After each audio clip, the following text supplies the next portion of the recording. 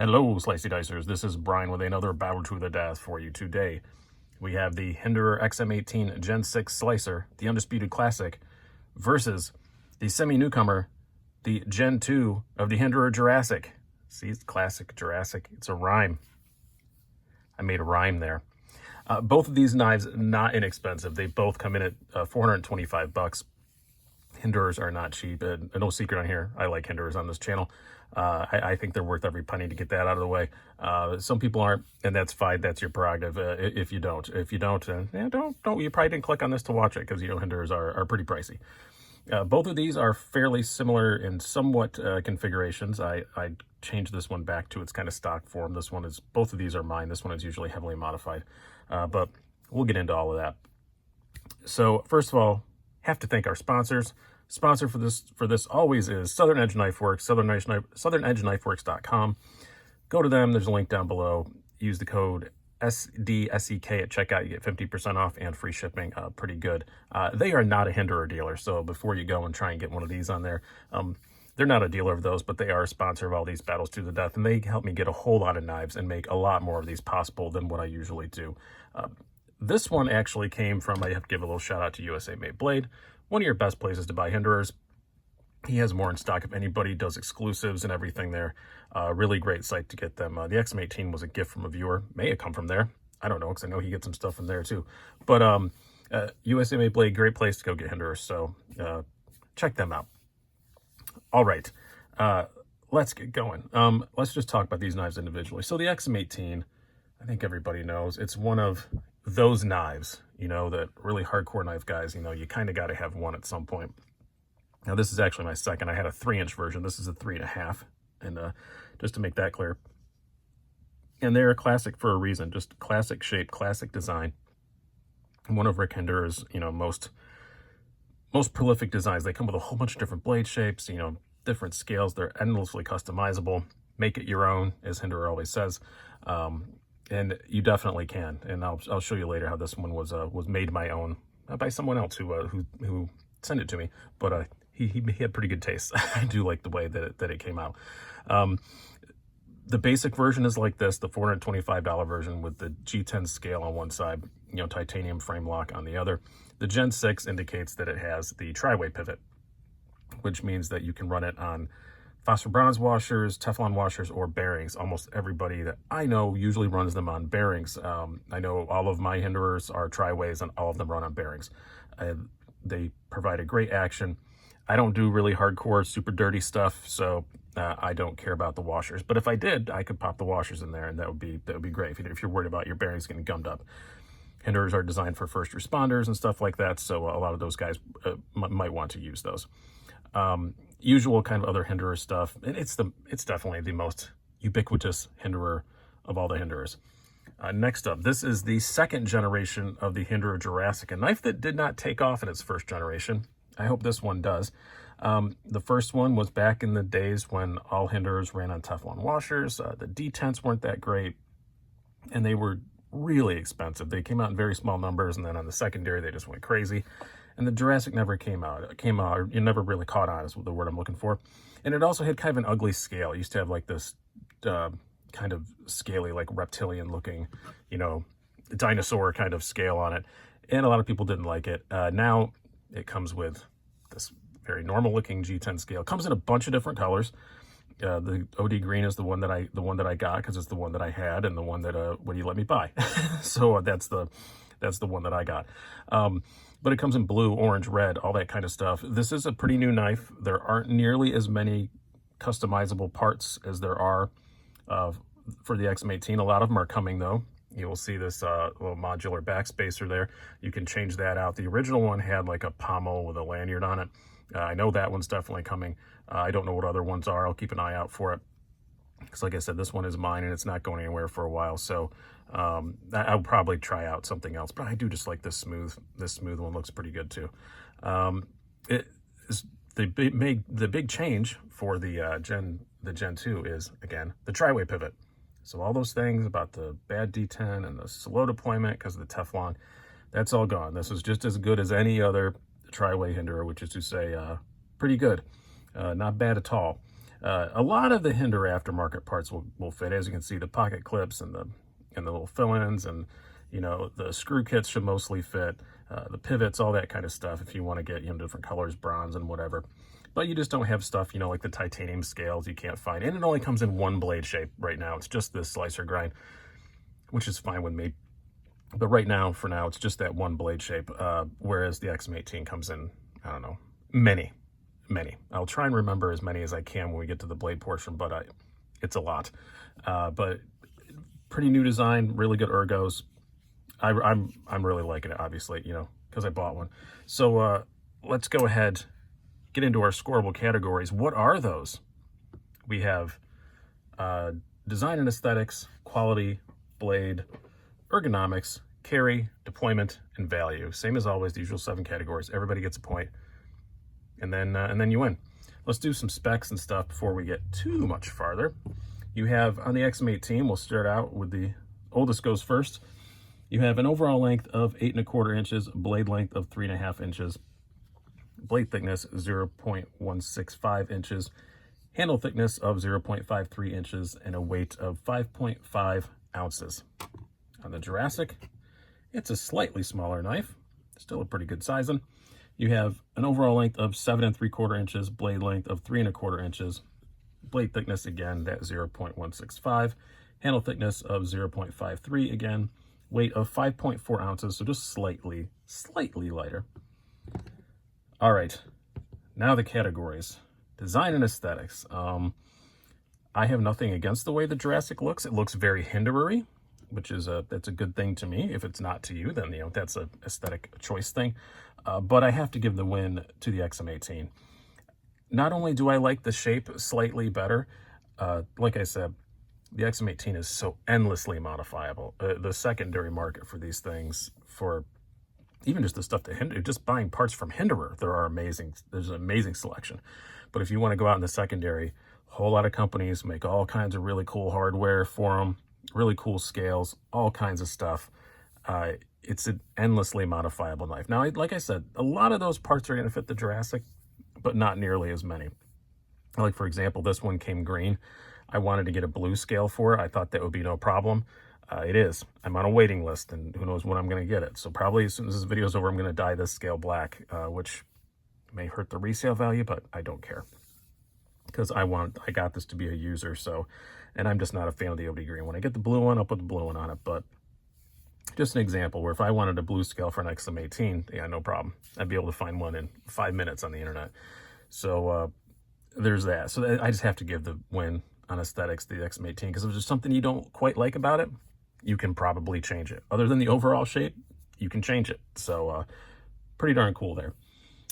Now, quality, it's a tie. They're both Hinderers. They're both pretty new.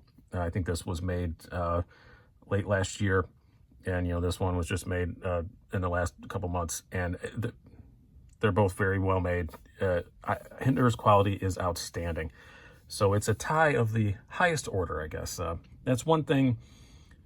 Some people used to say ZT makes better Hinderers than Hinderer. I think that maybe that used to be true, because I do have an 0562 tie, which I love, and it's a very well-made knife, which is basically ZT's version of the XM18 with a few changes, and it is very nicely done. But I think the newer Hinderers, since they went to the tri-ways, like, you know, this is a Gen 6, this is a Gen 2, they're really nice. When you put one in your hand, you're like, yeah, this feels like $425. They really do. And I have no issues with their quality whatsoever, and their warranty department is outstanding. So quality is a tie, but it's a high tie. It's a complimentary tie. Blade, this one was a bit complicated. Both these are the slicer grinds. As you can see, both fairly similar in overall grind, but the Jurassic has a much taller flat grind. Now, they're both 20 CV steel, by the way, both the same blade thickness. This one is the forward finger choil. There is a choilless or no choil XM18, but I think that was only available at M390, and I'm not sure that when the last run of those was. I think it was like 2017. So they're a bit harder to find. And when you have the one with the choil, which is by far the most common one you're going to find with the slicer, cutting edge is identical. And this is a slightly better slicer because it's got a much higher flat grind, which makes it also a little bit thinner behind the edge. You got about 25 thousandths behind the edge on the XM18, about 23 on the Jurassic. So I find this to be a little bit better slicer. So when I'm comparing slicer to slicer, even if this was the no choil, I like it with the choil better than the no choil, but even if it was the no choil, I would, and it gave a little bit more cutting edge, I would still give it to the Jurassic. So slicer versus slicer, and that's what we're comparing. I have to say win for the Jurassic. Now, there are an infinite number of blade shapes available for the XM18. You can get a fullered spear. That's a new one they just came out with that I really like the look of. I think I've only seen that on 3-inch, but I'm not sure. You can get his regular spear point. There was a clip point. I think they made a couple of spantos. You can get all kinds of different blade shapes for the XM18. So if you want one of those blade shapes, then win to the XM18 because you can't get it in the Jurassic yet. Hopefully, maybe we will someday. Hopefully, maybe they will make some with some different blade shapes. But as of now, if you want something other than the slicer, then obviously the XM18 because you can get it. But comparing slicer to slicer, as close to apples to oranges as I could get, I have to say the Jurassic. So the Jurassic wins with an asterisk, if that makes any sense. Ergonomics. This was not an asterisk. That's a win for the Jurassic. Slightly taller handle, fills the hand really well. There's still a fair amount of jimping on it, just in that one spot, but it's a fairly aggressive jimping, but it doesn't bother me at all. This is the best ergonomic Hinderer I've ever had, and I've handled a lot of them, and because I have a problem. And it's very comfortable. It does have finger grooves, which people don't like very much, but so does the XM18, sort of. But it fits my hand just perfectly. I really like it. The pocket clip doesn't really give me, I can feel it, but it's not like what I would at all remotely call a hot spot. I like the grippy G10 on the Hinderers when it's just on this side. I don't like it on the liner lock XM18s that they've made where it's on both sides, because then it's just a pants destroyer. Makes a cold steel look like a stick of butter going in and out of your pocket. But I really like them when they're like this, and it's just super comfortable in the hand. And I really, really enjoy it. I like the cutout, which is mostly for the flipper tab, but it's just perfect where your thumb lands. I really, really love it. Now, the XM18, why it's not winning, it's just it's just a bit too jimptastic for me, always has been. All this huge amount of jimping here on the frame. I don't mind the jimping on the blade, but that's a lot of jimping on the frame. And it's a lot. It doesn't fit my hand poorly at all. It's just a lot of jimping. And choking up on it doesn't really make it much better. It's just a bit too jimptastic, and it fills my hand okay, but not nearly as well as the Jurassic does. Now, I will say I have very long fingers. Skinny fingers, but they're very long. So if you have smaller hands, you might prefer the XM18. But for me, it's not really even close. I just like the Jurassic in my hand a lot better. Deployment. This one was tough. And I wound up calling it a tie. So here's why. For some reason, I don't know why, because they both have the same bearings and all that stuff in them. I think it's because the blade's a little bit heavier. This XM18, and they both have pretty equal miles on them, is just a bit more drop shutty than the Jurassic. And I have taken them both apart. They both have the same lube and everything on them, and the same guy was taking them apart and put them back together. It's just a bit more drop shutty, but, and thumb stud, by the way, you can deploy this thumb stud. They're both pretty equal there. Initially, I thought the Jurassic was a bit harder, but I've gotten quickly used to it, and I think they're pretty even to use the thumb stud. It works perfectly fine. The problem with the XM18 and why it's a tie, normally I would give it to the XM18, and I was going to, but it's just the same thing that a lot of people complain about XM18s.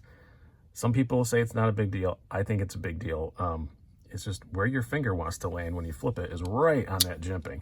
And I'm an experienced XM18 user. I'm used to it. I just grab the flipper tab up really high, and then it doesn't. But then the way the flipper tab bends, then that's not comfortable either. But if you grab it normal, like you normally light switch, yeah, that's not comfortable. And your finger hits that. That's not comfortable. Is it something you're going to notice in daily use all the time? Maybe not, but I notice it. And I used to own an XM18 3-inch, and that's primarily why I sold it, was because of that. So to me, it was a big deal. Maybe I have delicate widow fingers, but I really don't care for where your finger lands when you use the flipper tab. Now, they do make a flipperless. They have in the past anyway. I don't know if they're still available, but they have made it flipperless. And honestly, if I were to have bought an XM18 for myself, that's probably the one I would have bought, because I hardly use the flipper tab on this because I hate my finger hitting there. I mostly just use the thumb studs, which work fine. But I just wish the jimping stopped, just like right there. Like those last two little bars of the jimping were gone. It would all be fine. But it isn't, so that really does annoy me. So I'm going to call it a tie. Now, as far as the carry goes, this is also a pretty easy one for the Jurassic, which is kind of surprising. Yes, it is a slightly shorter knife and very slightly lighter. I mean, very slightly. 1/10 of an ounce. You are not going to notice that. And, you know, if you look at them as far as their height, it's a taller knife. You would think, oh, so the XM18 is going to be better to carry. It isn't. It's primarily because of this area right here. And I think something to do with the angle of the pocket clip. But as you can see, the handle is cut away, so the flipper tab is pretty well recessed, which means when it's in your pocket and you go to reach your hand in there, you hardly even notice there's a flipper tab there. You really hardly do. And there's no jimping on the flipper tab. So when your finger does brush it, it's very smooth, because it doesn't need to have jimping there, so it doesn't have it, and it's very smooth to go by. So carry-wise, and something, even though it's taller, it doesn't feel it. It feels thinner than the XM18 when your hand goes in. It just does. It carries amazingly well for a knife this size. That was the main thing of why I bought one, was because I wanted a user, and this is just really good in the pocket. The XM18, when it goes in the pocket, it's a lot of flipper tab sticking out, and a lot of flipper tab with some jimping. And something about the angle of the pocket clip or something, it feels wider, or at least just as wide as the Jurassic does. So, and then you got that flipper tab that rubs the backside of your pinky. So carry, pretty easy for the Jurassic. So that leaves us to our final category, value. Both the same price, both $425, both exactly the same materials, both the same build quality. But I'm going to give the value to the XM18 because if you are unsure and you're going to buy one, the resale on the XM18 is probably just going to be better. I don't know for sure because this is brand new, but some people will still probably connect the Jurassic name to the old ones that didn't sell very well. The Gen 2 is infinitely better, but this is kind of a new model. The XM18 resale value has always been outstanding. It's always been great. So I have to give just a slight little win to the XM18, just because I think the resale is going to be better. Other than that, you know, I'd call it pretty even. So where does that leave us? It leaves us with a 3-2 win for the Jurassic. And that's pretty much where I fall. I know I enjoy carrying the Jurassic more than the XM18, but all that said, if you guys are like, no, I want the XM18 because it's an XM18. It's one of the icons of the knife industry, especially in the higher end category. It's an absolute undeniable icon, and you can modify the hell out of it. Like I keep promising to show, like this is the scale that is usually on this. The Warhog titanium scale. It replaces the liner, you know, and everything. And it's gorgeous. You can get all kinds of hardware for all kinds of stuff. You get multiple different blade shapes. If you want an XM18 just because you want an XM18 and you want to be able to modify it and do all that stuff, I totally get it. But I think for an EDC style knife, I think the Jurassic is marginally better. Not leaps and bounds better, but I do think it's marginally better. And it's the one that I carry more often, I can tell you that. So hope you guys have enjoyed this. Those are my slightly murky conclusions. I've been Brian. Have a good one.